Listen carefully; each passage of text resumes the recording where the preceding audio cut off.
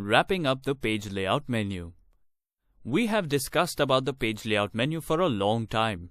Within the page setup, there are other features contained on the ribbon under the page layout menu. You can get to the page setup screen by using the pull down on the side. Within the sheet options, we are able to get to grid lines and headings.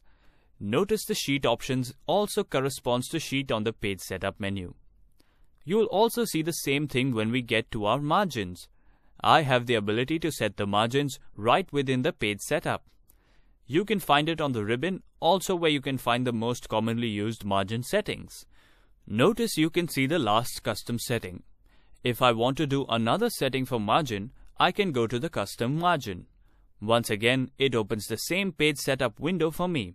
Each of these items that you're seeing on your ribbon is actually the individual tabs that we're seeing from the page setup itself. Under the scaling, you can force it to 1 page wide by 1 page tall. Keep it over 85% to make it readable.